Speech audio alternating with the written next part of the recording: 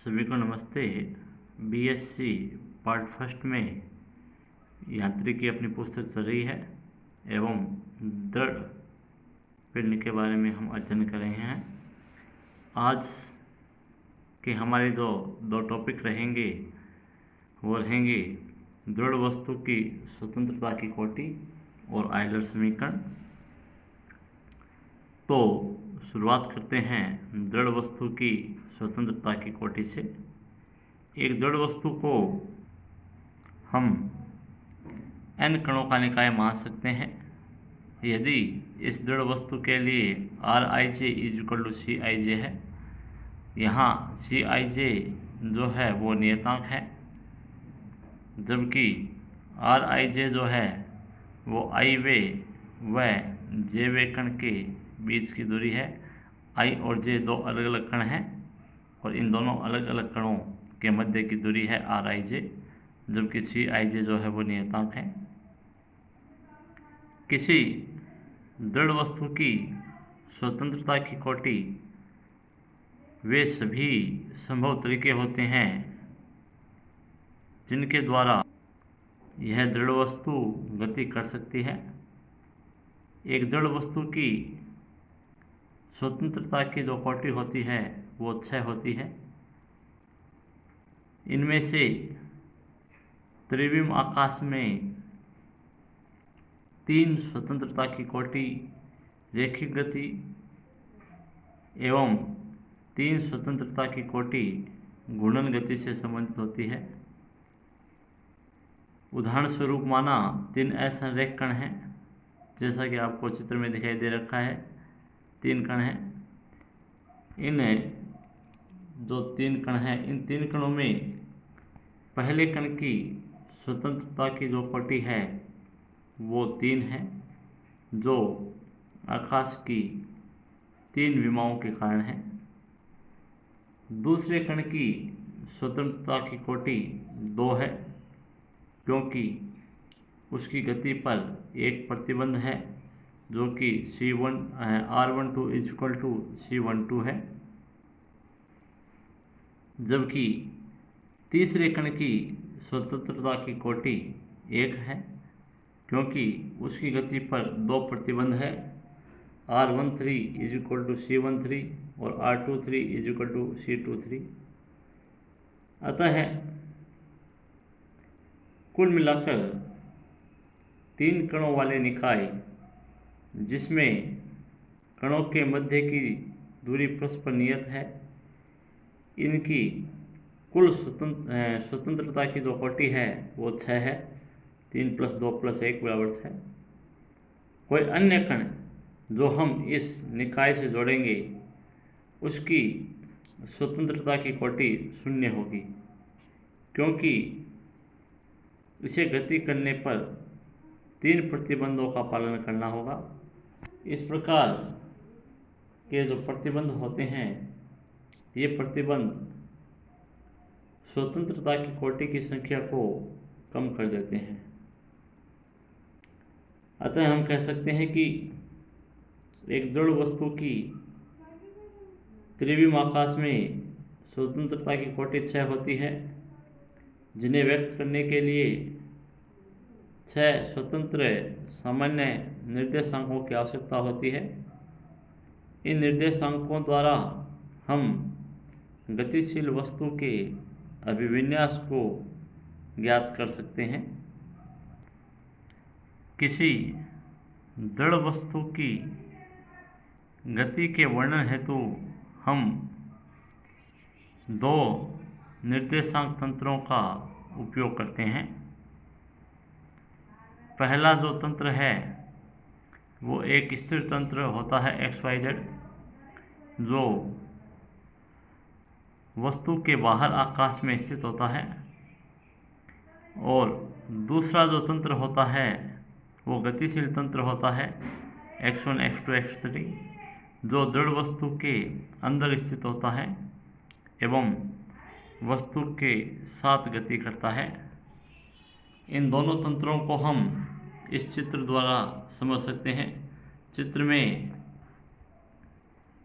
पहला निर्देश तंत्र XYZ है, जो इस दृढ़ वस्तु से बाहर स्थित है, और दूसरा निर्देश तंत्र x1, x2, x3 है, जो कि दृढ़ वस्तु के अंदर स्थित है। ये दृढ़ वस्तु के अंदर कोई बिंदु O है, ये बिंदु P है। इनके स्थिति सदिश capital R, small r, r1 दिखाई दे रहे हैं। गतिशील तंत्र x1, x2, x3 के मूल बिंदु O को हम वस्तु का द्रव्यमान केंद्र लेते हैं। x, y, z तंत्र के मूल बिंदु से द्रव्यमान केंद्र O का जो स्थिति सदिश है वो कैपिटल R है, ये है कैपिटल R। इसे निर्दिष्ट करने हेतु हमारे पास 3 निर्देशांक x, y, z होने चाहिए। साथ ही वस्तु के गतिशील होने पर गतिशील तंत्र की अक्षों x1, x2, x3 का स्थिर तंत्र के सापेक्ष दिक् विन्यास ज्ञात करने हेतु 3 कोण अल्फा, बीटा, गामा का ज्ञान होना आवश्यक है। इस प्रकार कुल मिलाकर व्यापक गति के लिए 6 स्वतंत्र निर्देशांकों की आवश्यकता होती है। इनमें 3 निर्देशांक x, y और z है, जबकि 3 जो है वो आपके कोण हैं, जिन्हें हम दिक् विन्यास अल्फा, बीटा, गामा कहते हैं, जो किसी भी क्षण वस्तु के अभिविन्यास को ज्ञात करने के लिए आवश्यक होते हैं। एक तल में वस्तु की रैखिक गति एवं स्थिर अक्ष के चारों ओर घूर्णन गति के लिए 3 निर्देशांकों x, y और कोण अल्फा की आवश्यकता होती है, जो उस वस्तु की स्वतंत्रता की कोटि होती है। अब हम चलते हैं आयलर समीकरण की ओर, जो कि दृढ़ वस्तु की गति की समीकरण है। तो हम जानते हैं कि एक दृढ़ वस्तु की सामान्यतः स्वतंत्रता की जो कोटि होती है वो 6 होती है। अतः दृढ़ वस्तु की गति को 6 स्वतंत्र निर्देशांकों द्वारा व्यक्त कर सकते हैं। इस प्रकार एक दृढ़ वस्तु की गति के सामान्यतः 6 समीकरण प्राप्त होते हैं। ये समीकरण आयलर के समीकरण कहलाते हैं। इन 6 समीकरणों में से 3 समीकरण रेखीय संवेग से संबंधित होते हैं, जबकि 3 समीकरण कोणीय संवेग से संबंधित होते हैं। किसी दृढ़ वस्तु का कुल रेखीय संवेग P जो है वो निम्न समीकरण का पालन करता है। d/dt P, इसको मैंने सिग्मा के रूप में लिख दिया है। ये कैपिटल P है, ये स्मॉल p है, तो यहाँ सिग्मा के रूप में लिख दिया। तो sigma d/dt small p equal to sigma small f होगा, जिसे हम कैपिटल F लिख सकते हैं। यहाँ स्मॉल p जो है वो किसी कण का रेखीय संवेग है, और स्मॉल f जो है उस कण पर कार्यरत बल है। कैपिटल F जो है वो दृढ़ वस्तु पर लगने वाला नेट बल या कुल बल है, जो आंतरिक बल और बाह्य बल के योग के बराबर होता है। परंतु कणों के मध्य अन्योन्य क्रिया के कारण कार्यरत आंतरिक बल जो होते हैं वो एक दूसरे को निरस्त कर देंगे। इस प्रकार जो बाह्य नेट बल होगा कैपिटल F, वो कुल बाह्य बल के बराबर होगा। पुनः यदि